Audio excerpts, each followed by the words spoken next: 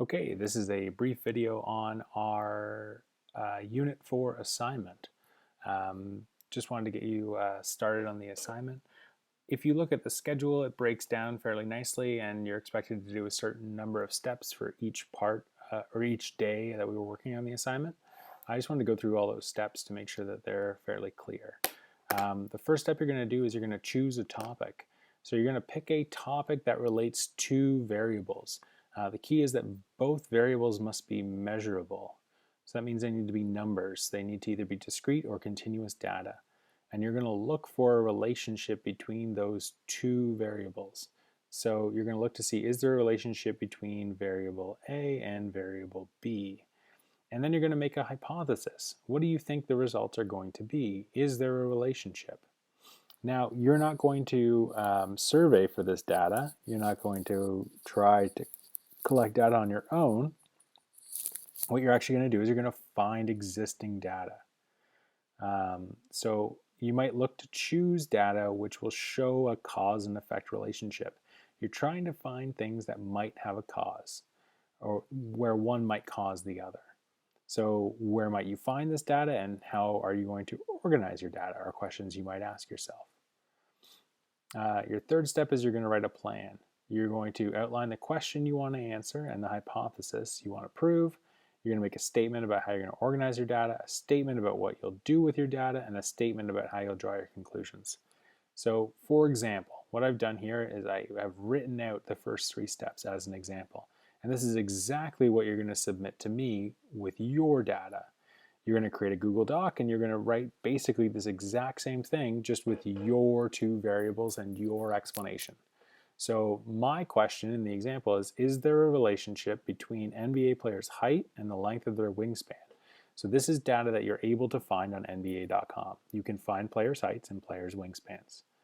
So my prediction is that wingspan will depend on their height. Taller people are going to have larger wingspan. If you're not familiar with what a wingspan is, that's the length of your arms extended. So from the tip of one finger to the tip of another finger on your other hand. To find the data, we're going to gather an adequate sample. So I need to find player heights and their wingspans. I'm going to find the data on NBA.com. We're going to use 20 players selected at random, so 10 from each conference of varying heights. I'm going to create a table to organize the players' heights and their wingspans. Your table is going to look just like the tables in the lesson 4.5 practice investigations that you did, where there was a column of numbers in the X column, which in this case would represent our player heights. And then in the Y column, we would have player wingspans. Each player would represent 1 height and 1 wingspan written right next to each other in the table. That's very important. And for the plan purpose, or the part 3, I will be looking to show that NBA player wingspans is dependent on their height. I'll organize my data in a table with player height as the independent and wingspan as the dependent.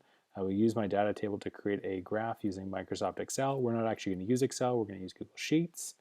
And I will run linear regression to look at the correlation between 2 variables and draw a conclusion.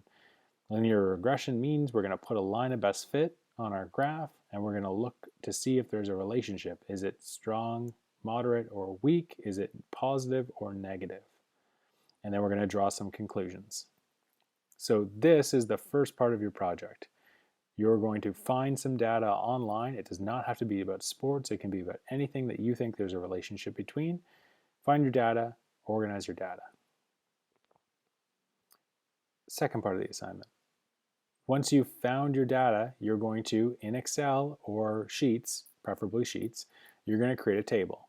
You might not have this column for gender, but you will definitely have a column for heights and wingspans. It says handspan, so we've changed the example apparently. But whatever your independent variable is and whatever your dependent variable is. Once you have your table, just like we did in the lesson 4.5, you're going to highlight the data, insert a graph, put a trend line in, display the equation, display the R squared, and that's it for step 5. So also in your Google Doc, in addition to writing out your research question, your finding data, and your plan, you are going to include a table and a graph made by you in Google Docs. You can highlight, copy, and paste it into Google Docs, or you could just submit a Google Sheets file too. That's fine. You also need to create a scatter plot by hand. If you don't have graph paper at home, that's okay. If you Google graph paper, you can find Google images of graph paper and you can print it. If that's not possible, you can do your best with lined paper, but hopefully there's some way that you can get some graph paper to draw by hand.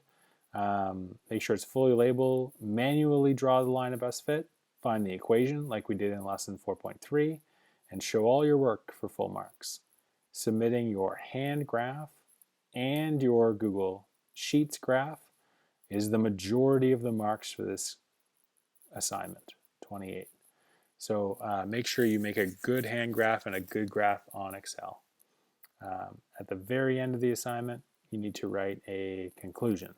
So I've given you an example of a conclusion that I might write based on my graph.